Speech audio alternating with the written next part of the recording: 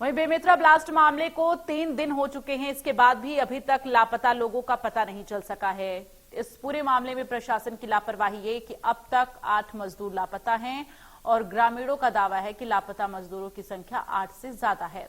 Factory के बाहर प्रदर्शन कर रहे लोगों का कहना है कि आसपास के गांवों में रहने वाले कई ग्रामीणों का अब तक पता नहीं है। फैक्ट्री प्रबंधन ने अब तक ये स्पष्ट नहीं किया घटना वाले दिन कितने मजदूर वहां काम पर आए थे।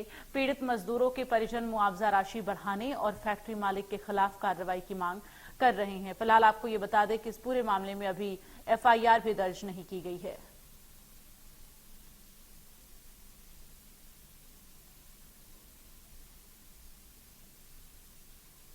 तो प्रशासन के मुताबिक 8 मजदूर लापता हैं, लेकिन जो ग्रामीण हैं उनका ये कहना है कि ये संख्या 8 से ज्यादा है और ग्रामीणों का ये दावा है।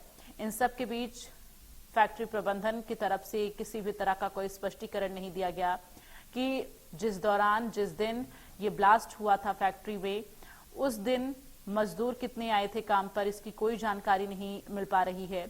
और ना ही ये जो है स्पष्ट किया जा रहा है कि जिस दौरान ब्लास्ट हुआ था फैक्ट्री के अंदर कुल कितने मजदूर मौजूद थे। तो फिलहाल यहां पर प्रशासन पर भी कई सवालिया निशान खड़े हो रहे हैं, चूंकि अभी तक इस पूरे मामले में एफआईआर तक दर्ज नहीं की गई है। 8 लोग लापता हैं या उससे ज्यादा, इसका स्पष्टीकरण नहीं है प्रशासन के मुताबिक, लेकिन 8 मजदूर बताए जा रहे हैं। ग्रामीणों का दावा कुछ और ही है। ग्रामीणों का कहना है ये संख्या और भी है। और इसके साथ ही ग्रामीणों के द्वारा ये भी जो है मांग की गई है कि जो मुआवजा राशि है उसे और बढ़ाया जाए। आपको बता दें कि सीएम की तरफ से जो मृतक के परिजन हैं उन्हें 8-8 लाख रुपए मुआवजे के लिए मुआवजा राशि जो है दी जाएगी और इसके लिए घोषणा की गई और 50,000 जो घायल मजदूर हैं उनके लिए ऐलान किया गया।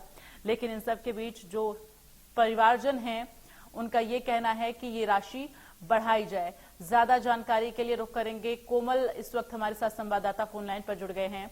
कोमल, इस पूरे मामले में प्रशासन 8 मजदूरों का जिक्र कर रहा है कि 8 मजदूर थे, हालांकि स्पष्टीकरण जो है फैक्ट्री प्रबंधन की तरफ से नहीं दी गई है। दूसरा कि ग्रामीणों की तरफ से दावा हो रहा है कि संख्या इससे ज्यादा थी। जी बिल्कुल, देखिए जो रेस्क्यू और वो जो खुदाई का काम था वो लगभग खत्म हो चुका है और ये जो रेस्क्यू अभियान जो है जो लापता बता जा रहे हैं परिजन उनके सामने में किया गया था। तो जिस जगह पे ये रेस्क्यू किया गया है वहां पे किसी और की डेड बॉडी होने की दूर दूर तक कोई संभावना नहीं है। लिहाजा प्रशासन ने यह बात को मानी है कि 8 मजदूर जो है लापता थे। जो डेड बॉडी के जो टुकड़े मैं कह सकता हूँ वो मिले हैं उसे डीएनए टेस्ट के लिए भेज दिया गया है।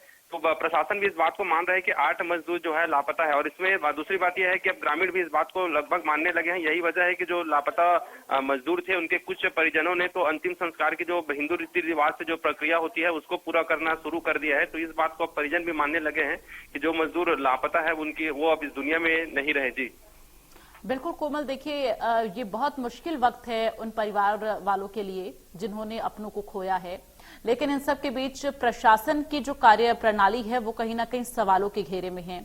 अभी तक इस मामले में एफआईआर दर्ज नहीं हुई है, साथ ही सख्ती नहीं दिखाई जा रही है फैक्ट्री प्रबंधन के खिलाफ। चूंकि स्पष्टीकरण होना बहुत जरूरी है कि जिस दौरान ब्लास्ट हुआ था उस दिन कितने मजदूर काम पर आए थे, कितने मजदूरों की मौजूदगी अंदर फैक्ट्री में थी।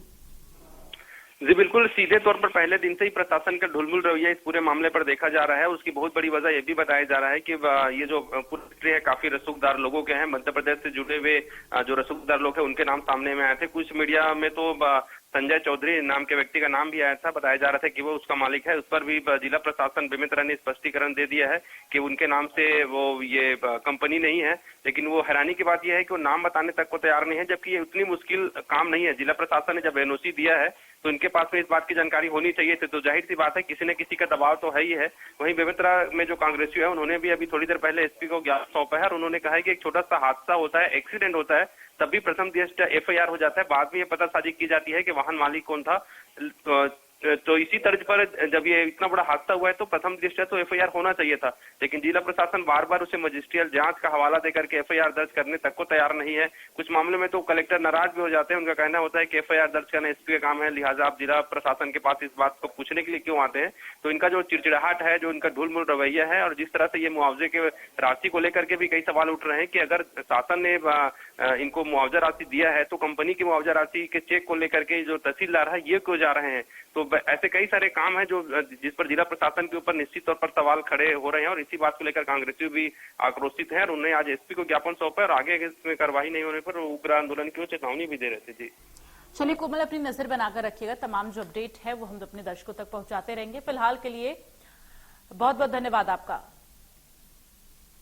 तो बेमेतरा ब्लास्ट मामले को लेकर पूर्व सीएम भूपेश बघेल ने ट्वीट करते हुए राज्य सरकार पर सवालिया निशान खड़े किए हैं। उन्होंने ट्वीट करते हुए लिखा है कि किसकी गारंटी और किसके सुशासन में ऐसा हुआ है।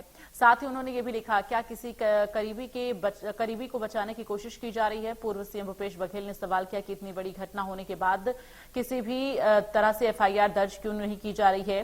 क्या प्रशासन ने फैक्ट्री प्रबंधन से पूछा क्या कि घटना वाले दिन कितने मजदूर वहां पर काम कर रहे थे, अब तक कितने मजदूर लापता हैं। क्योंकि प्रशासन के 8 लोगों के दावे को तो ग्रामीण नकार रहे हैं। क्षमता से अधिक रखी विस्फोटक सामग्री को क्यों निकाला जा रहा है। जांच में विस्फोटक सामग्री की क्या मात्रा दर्ज की जाएगी। प्रशासन ने मृतकों के परिजनों को जो मुआवजा राशि देने की घोषणा की है उसे लेने से ग्रामीणों ने इनकार कर दिया है। ऐसे में प्रशासन क्या मुआवजा राशि बढ़ाएगा क्या। इस दिल दहला देने वाली घटना में मृतकों के शरीर के चीथड़े उड़ गए। शरीर के अंगों को पॉलिथीन में जमा करके डीएनए जांच के लिए भेजा गया, लेकिन इतने भयावह हादसे के बाद अब तक एफआईआर दर्ज नहीं हुई। सवालों के जवाब तो देने होंगे। बहुत गंभीर बात है कि इलेक्शन कमीशन